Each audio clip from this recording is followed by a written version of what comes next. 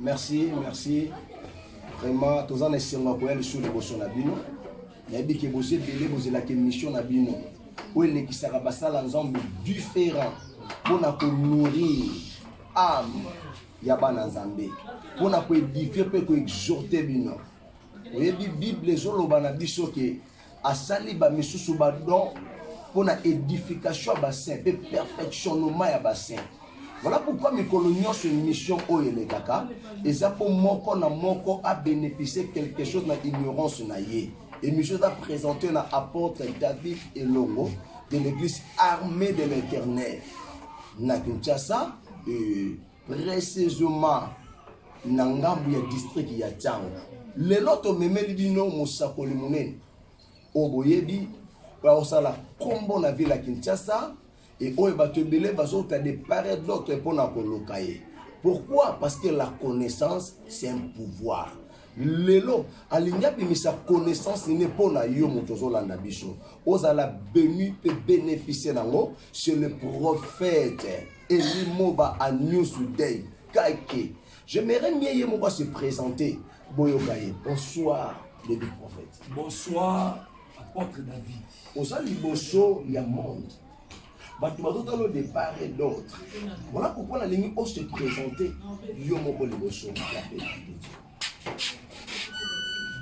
Moi, c'est le prophète Eli Moba à Newsday.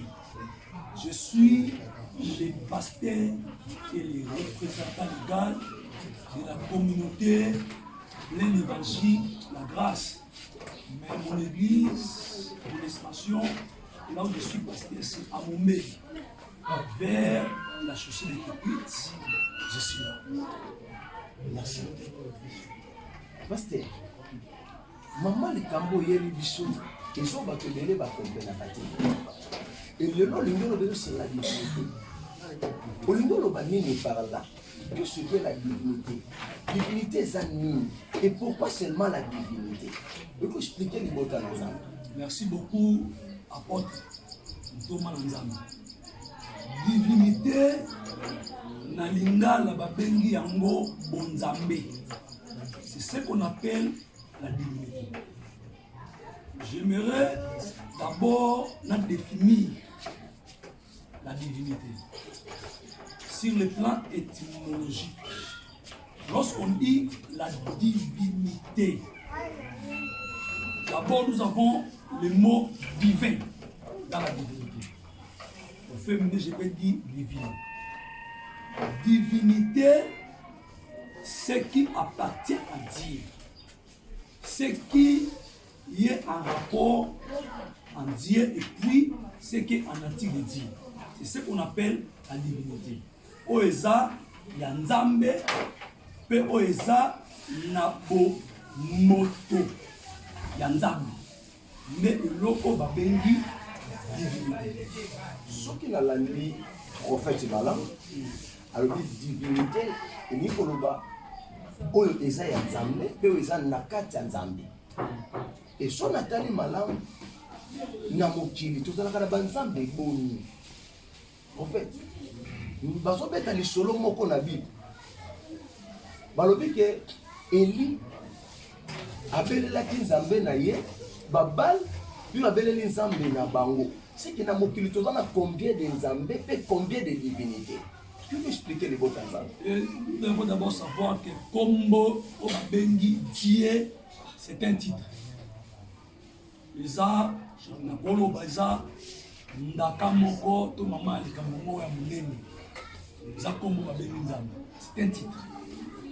Là, il y a plusieurs divinités. Oeza Nakata Mokilia. Il y a plusieurs divinités.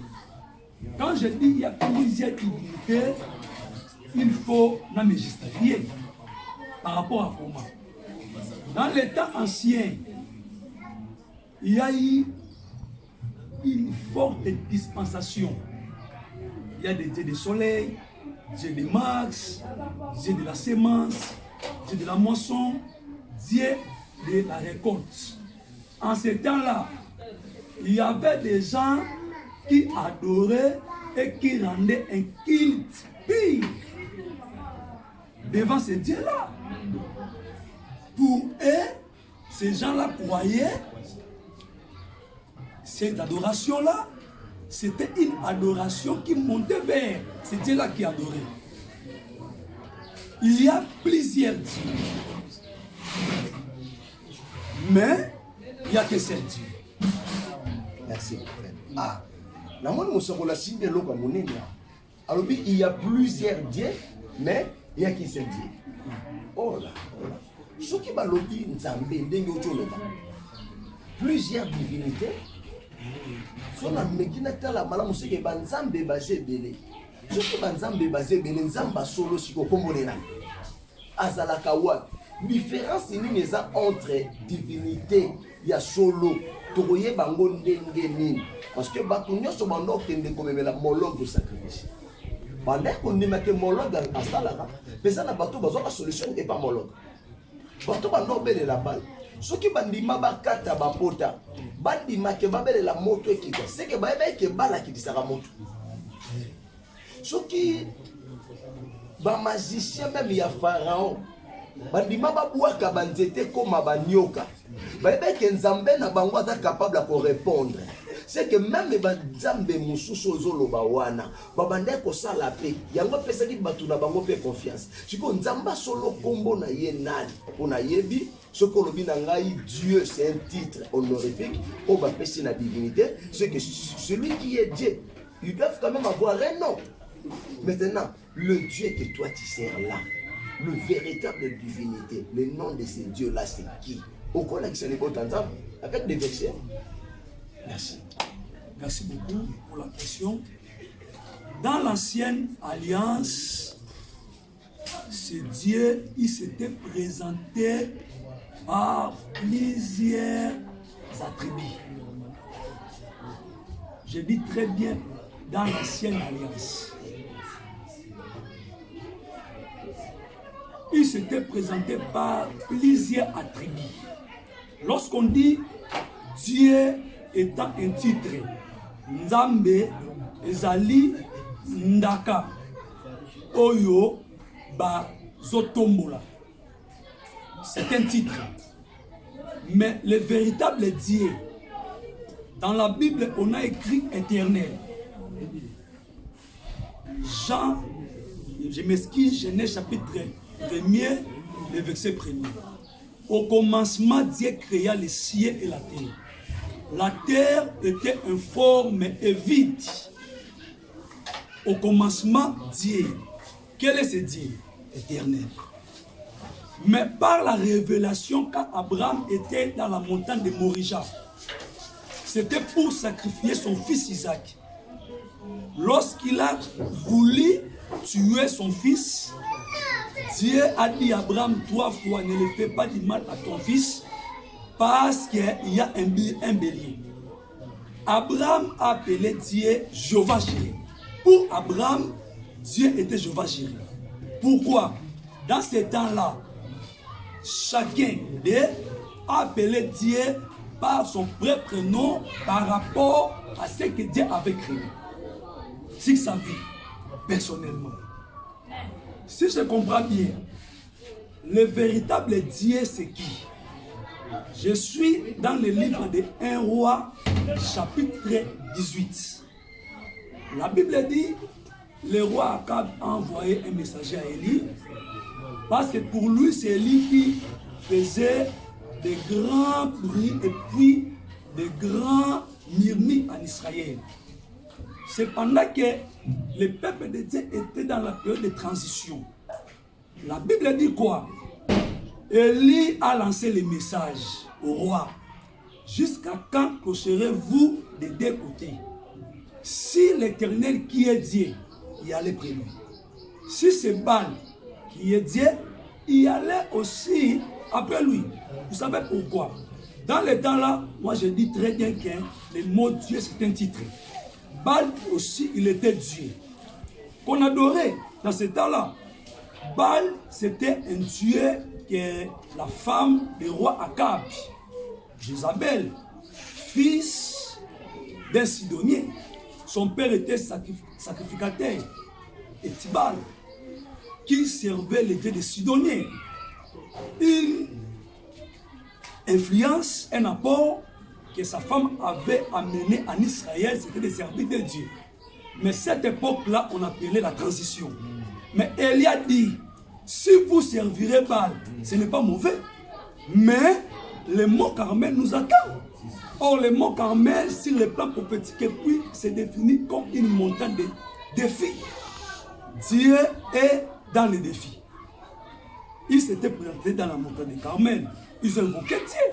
C'est par là que Dieu a été manifesté parce que c'est lui qui est le véritable Dieu éternel. Cela veut dire le véritable Dieu dans l'ancienne alliance, c'est éternel. Que Jéhovah, j'irais que Abraham avait invoqué dans la montagne de Morija.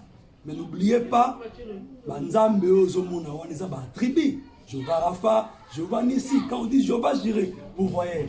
Jéhovah Rapha, guérissez. El Djiboy. Donc on sort de Tétira. Merci prophète, vraiment, vraiment. Naïbi que le lot du botan zambeza béni. Oyoka mutu azana koneza l'homme à la créchilo. Parce que na moni yeso lobi baye koni batunye toko fêter Pâques wapi. Mais baye bisi yeso si bango bobi manaville. Muto bogomona na mbeki. Bo landa la tsebino bisi ko fêter Pâques. Le lot biso tozu mutu azana mbeki. Tozo lando poto yeba malamu malamu. Olobi nanga ba titre na ancienne alliance mutu na mutane ko benga nzambe selon oyo nzamba salela ye. C'est que bango nde bande ko pesa nzambe kombo kolanda oyo nzambe asalela bango. Maintenant les noms de ces dieux là sont vrais noms dans l'Ancien Testament. Ce qui permettez-moi prophète. Mais comment on a Moïse? Le même éternel que tu parles là, tu dis alobi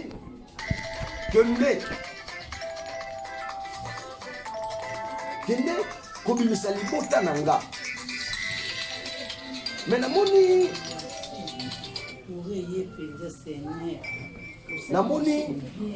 Moïse auto na Nzambe na koyebisa bango nini. Na koloba na bango nani atindinga prophète. Donc Moïse avait besoin ayebisa bana Israël kombo ya Nzambe. Bosoka lobi Nzamba atindinga ba yebi ke Égypte Dieu soleil à ça. Dieu ni là ça. Mais Nzambo atindi faut dans la différent. Si qu'on Nzambe yé moko loba na Moïse kende koyebisa bango, c'est lui qui s'appelle Jésus. M'a envoyé. Si vous savez kombo ya Nzambe ça Jésus, peut bimana munoko ne to ndengini. Expliquez-moi non côté wa. Merci beaucoup. Bible Zoloba, clair.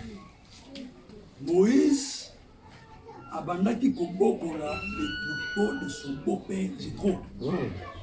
C'était dans la montagne de Sinaï. Il a vu une vision, un buisson ardent. Le buisson en train de se brûler, mais de se consumer. La Bible dit, lorsqu'il a vu cette vision, il s'approcha vers les buissons pour regarder attentivement quelle est cette vision qui se fait de percevoir. La Bible dit, lorsqu'il s'est approché, Moïse, voilà ma papa. Mais c'est que moi, Nalingaki, tango mongo bandolo. Et puis Moïse, le Dieu de vos pères, de vos ancêtres, le Dieu d'Abraham, d'Isaac et de Jacob. C'est lui qui t'a apparu. Oh, Moïse, en réalité, a ébattu que le peuple d'Israël, c'est un peuple souverain, un peuple très compliqué et puis têtu. Il ne voulait pas se présenter devant ce peuple avec les aventures, comme on dit maté. Parce qu'en ce temps-là, comme je vous ai expliqué, il y avait plusieurs divinités. Et puis, c'était ce qu'on appelle le polythéisme dans ce temps-là. Plusieurs religions, la religion des pharaons, la religion des Égyptiens. Oui. Mais lorsque Moïse a demandé à Dieu, Dieu a dit à Moïse, c'est lui qu'on appelle je suis. Je suis, c'est lui qui m'a envoyé. Mais dans un langage de Dieu, il y a ce qu'on appelle une dispensation prophétique. Pourquoi une dispensation prophétique? Tu vas remarquer dans la nouvelle alliance, Jésus a dit à ses disciples, je suis le chemin. Le véritable Dieu qui a été apparu à Moïse, c'était Jésus-Christ de Nazareth. Vraiment. Quand mon sacoulajo simba beaucoup est vraiment le naza béni. Dans l'Ancien Testament, où est pour apparaître dans Moïse, c'était Jésus-Christ de Nazareth. Comment on prouve yango dans le Nouveau Testament? Que où est pour apparaître dans Moïse, et c'est Jésus de Nazareth. Pourquoi prouver ndengeni? Parce que le long Afrique il balobi que non, Nzambe ya Nzamba Mbayindo, Nzamba Mindele, Yesu Nzamba Batumwindo, Jésus est prophète, mais yo auzolo bananga Jésus-Christ azanzana. Au comme ici na poe mususu, pendant que kaka yo, olobaki nanga ke a na plateau, libota munene zoyo kayo to na beto dans éclaircir mon saboli. En fait, Nzambo abimela ki Moïse alobaki ne je suis le Dieu de ton père, le Dieu d'Abraham, le Dieu d'Isaac, le Dieu de Jacob. Nzamba bako kona bango. Yawana le Jésus, c'est que Jésus n'est pas notre Dieu. Jésus c'est un prophète. Comment expliquer quand même? Éclaircir la parole que la Bible parle avec des versets bibliques. Merci beaucoup, apôtre. Quand il dit Nzambe oyo abimelaka Moïse, moi je dis ça Jésus par rapport à l'aspect prophétique. Il a dit à Moïse, je suis Nazali. Christ a confirmé que je suis le chemin de la vie et la vérité. Ce Dieu-là, c'est celui qu'on appelle je suis. C'est Jésus-Christ de Nazareth. Un jour, Moïse a dit qu'il s'appelle Yanzambe. Alors, Dieu suscitera un prophète comme moi. Même Moïse, il a parlé de Jésus. Ok. Vraiment. En fait, c'est le mot très important. Même Moïse, il a parlé de Jésus. En fait, c'est Nzamba Pambolayo. Ça n'est vraiment Pambolayo. Moïse a parlé de Jésus. Mais Moïse a dit que l'Éternel sera un prophète, mais pas un Dieu. Moïse n'a pas dit que l'Éternel sera un autre Dieu. Il dit un prophète. Pour Moïse, celui qui viendra, ça sera un prophète, mais pas un Dieu. Mais ici, toi, tu nous dis que non, Jésus, c'est un Dieu. Oui. Vraiment, je suis tellement béni et je confirme ce que tu dis. Mais il a fallu que vous prouviez des choses. En fait, on a préféré le prochain numéro. Tous sont dans le plateau parce que minute et ce sont comme Manasuka. Tous sont dans le plateau pour continuer Bishikawana. Zambalo la a pambola mosakoli pour la vérité biblique. Mosakola lobina biso que Yesu nde azan zambo balobela ki ancienne alliance. Azan zambo abenga ki Moïse. Alobaki kombo na ye je suis. Et ngape na tangi na Bible na moni Christ. Oui, c'est azoloba na ba juif. Bazo tourner question. Ya lobi na bango est-ce que vous avez plus grand que notre père Abraham? Quand on dit na bango avant que votre père Abraham fût je suis. Alors dès que j'étais, alors je suis. Ningoloba yazala kate mazali. Na moni ye aomata. Na ascension na ye asangisi ba ye ko la lobi na bango les choses. Tout pouvoir m'a été donné. Allez, faites de toutes les nations mes disciples. Enseignez-leur à observer tout ce que je vous ai prescrit. Et voici, je suis avec vous. Moutoua zomat. Mais ça loba je suis. Ola loba je serai. Mais lobi je suis. Et Ningoloba Christ, c'est lui le Dieu véritable. Yo mutozo landa biso. Okene na gauche na droite te, crois en Jésus, tu seras sauvé toi et ta famille. Soko la zongete, to kutani mbalashima. Zambalola a pambola yo. C'était l'apôtre David Elongo et le prophète Agnès Day. Oko pesa mbote na banani mosambo. Na pesi mbote na papa Samukai lokola Afeli. Na pesi mbote na Sado na ngai Ben. Na pesi mbote na mon président Arnaud Abdoula. Na pesi mbote na mwana ngai 6 mois. Newsday, fils de la promesse, les petits magistrats. Vraiment, Nzamba Zaloko, prophète Nzamba Azoni de Kotani prochainement. Yo Mutolandi Biso, au sepele l'émission, abonnez-vous pour Ozuaka mingi ba message na biso et vous allez malam. Au sepele nango tindela pe mutu mususu. Yo s'abonner pour bana Nzambe bazala édifier. Zamba Lola apambola bino.